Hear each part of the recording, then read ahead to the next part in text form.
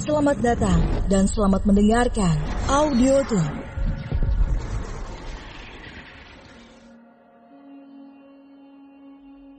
Dia terlahir dengan dantian cacat. Meski demikian, tekadnya kuat untuk menjadi yang terkuat. Sayangnya ia diremehkan oleh anggota klannya sendiri. Dengan latihan fisik dan teknik pernafasan alam yang diajarkan oleh sang kakek, ia tumbuh menjadi naga yang ditakuti langit dan bumi, membuat para tetua ingin menyingkirkannya. Kemudian para tetua memutuskan mengirimkannya ke benua Shinyun untuk menjalani kontrak pernikahan. Dan disinilah kisah legenda dimulai. Dalam karya novel yang berjudul Feng Yuan, yang ditulis oleh autor Bang Regar. Selamat mendengarkan. Bagian 1. Tinju Naga Penggetar Langit. Ibu, aku takut. Tenang, Nak. Dewa pasti akan menolong kita. Seorang wanita memeluk anak perempuannya yang berusia 7 tahun. Mereka disergap oleh siluman harimau berukuran besar. Ia membuka mulutnya lebar-lebar, akan menelan ibu dan anak itu. Hei, kucing bodoh! Feng Yuan tiba-tiba muncul di hadapan ibu dan anak itu. Kau berani menakut-nakuti keluarga Fengku? Wajahnya menyeringai menatap siluman level Huang itu. Kak Yuan, kau datang. Hare! Seru gadis kecil itu sambil bertepuk tangan. Jangan lihat adik kecil. Feng Yuan menutup mata gadis kecil itu dengan tangan kanannya. Sedangkan tangan kirinya langsung meninju siluman harimau yang sebenarnya ingin segera kabur. Namun tubuhnya gemetaran lebih dulu saat melihat Feng Yuan, sehingga tak bisa lari. Meow. Itulah kata-kata terakhir yang keluar dari mulut siluman harimau. Sekejap kemudian, tubuhnya hancur berkeping-keping oleh tinju naga penggetar langit tahap pertama. Kau terlalu kejam, Nak Yuan. Sudah berapa kali kami katakan, jangan terlalu kuat meninju sesuatu. Keluh ibu yang ia tolong, karena tubuhnya bermandikan darah siluman harimau. Kakak Yuan yang terkuat di dunia. Gadis kecil itu memuji Feng Yuan. Ia tak peduli walaupun bermandikan darah siluman harimau. Di klan Feng, Feng Yuan itu dicinta dan dibenci sekaligus. Karena di satu sisi ia selalu membela anggota klan Fang saat mereka ditindas. Namun di sisi lain, ia membuat generasi muda klan Fang cemburu dengan bakat yang diberikan surga padanya. Padahal ia memiliki dantian yang rusak. Bayangkan saja, Feng Yuan berduel dengan jenius bela diri klan Feng yang menjadi murid dalam sekte Gunung Nanseng. Hanya dengan sekali tinju saja, murid yang telah mencapai kultivasi ranah penempaan tubuh tahap Tian itu ambruk dan juga jatuh pingsan. Siapapun pasti akan muntah darah melihat kehebatan yang diberikan surga padanya. Feng Yuan hanya berlatih fisik dengan teknik pernafasan alam dan hanya mempelajari teknik tinju naga penggetar langit saja untuk seni bela dirinya. Namun, itu sudah cukup untuk menantang para jenius seniman bela diri terkuat di klan Feng. Bahkan ia sanggup imbang melawan Panatua. Nasib baik kadang disertai nasib buruk juga. Walaupun ia kuat secara fisik, tetapi ia tidak bisa berkultivasi secara normal. Tingkat kultivasinya baru ranah perempaan tubuh tahap Huang, dan itu adalah tahap terendah dalam berkultivasi. Datanglah ke rumah untuk makan malam. Nanti aku akan masakkan daging siluman harimau ini. Sisanya jual saja ke pasar, agar kau memiliki uang.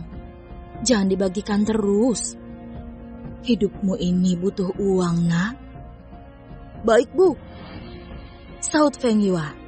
Walaupun sebenarnya ia tak akan datang, karena ia tak mau dibelas kasih oleh orang lain, walaupun hidupnya serba kekurangan. Ibu itu segera menggendong anaknya dan mengambil sepotong daging siluman harimau. Orang-orang dewasa klan Feng sebenarnya kasihan pada Feng Yuan, karena ia hanya hidup sebatang kara. Kedua orang tuanya meninggal saat ia masih belia, dan ia diasuh oleh kakeknya yang mengajarinya dengan brutal. Umur 10 tahun ia ditinggalkan oleh kakeknya seorang diri di hutan penuh siluman. Patriarki klan Feng yang mendengar kabar itu segera membawa beberapa anggota klan yang telah mencapai ranah alam utusan dewa untuk mencari keberadaan Feng Yuan.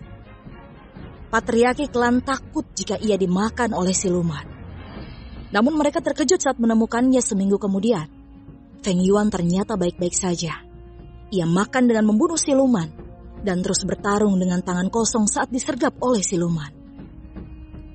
Saat ditanya kenapa ia tak mengikuti kakeknya kembali ke klan Feng, Feng Yuan berdalih sedang mengikuti ujian dari kakeknya yang mengajarinya tentang teknik pernafasan alam. Patriarki klan Feng tak terima dengan alasan itu dan membawanya pulang. Namun keesokan harinya, kakek Feng Yuan kembali melemparkannya ke hutan penuh siluman.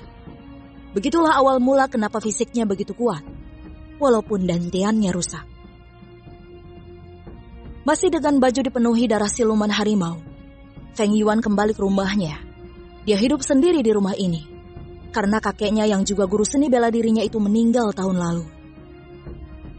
Yo, dantian rusak. Sapa Feng Xiao, anak salah satu dari tetua klan Fang. Dia merupakan jenius bela diri nomor 1 di klan Fang.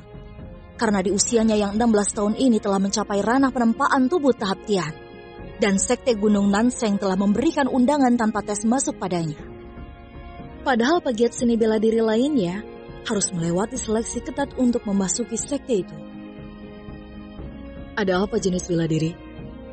Sal Feng Yuan dengan senyum lebar. Ia tak tersinggung dengan ejekannya, karena ia sudah biasa diejek seperti itu. Apa kau mau ketendang lagi? Hingga kau menangis meraung-raung dan mengadu pada tetua? Ejekan Feng Yuan juga membuat Feng Xiao sakit hati mendengarnya. Feng Xiao mendengus dingin. Matanya melotot menatap Feng Yuan. Bersihkan dirimu. Para tetua menunggumu di kediaman patriarki. Kata Feng Xiao langsung berbalik badan. Ia sudah tak mood bercanda dengan Feng Yuan, karena ia tak bisa menyombongkan diri padanya. Walaupun secara teori, ia lebih kuat. Namun kenyataannya, Feng Yuan adalah anak emas surga. Feng Yuan masuk ke dalam rumahnya. Tetapi ia masih kepikiran, kenapa para tetua memanggilnya? Biasanya kalau seluruh tetua berkumpul memanggil seseorang, maka orang tersebut sedang melakukan kesalahan dan menjalani sidang penentuan nasibnya. Memikirkannya membuat kepalaku pusing. Lebih baik aku mandi saja. Gumam Feng Yuan langsung menuju kamar mandi. Beberapa saat kemudian, Feng Yuan sudah berpenampilan menarik. Ia mengenakan penutup wajah dan topi caping yang merupakan ciri khas busananya. Dia sengaja berpenampilan seperti itu, karena wajahnya yang terlalu tampan sering menarik perhatian istri orang, sehingga ia sering dimarahi oleh suami-suami yang tak bisa menjinakkan istrinya. Apa aku mungkin disuruh mengawal tetua ke kota besar ya? Gumam Feng Yuan yang sering dimintai tolong menemani perjalanan para tetua yang semestinya tak perlu dikawal. Karena mereka sendiri adalah ranah Tianzun. Sementara patriarki klan Feng berada di ranah Shen, yang terkuat di klan Feng sendiri. Bersambung.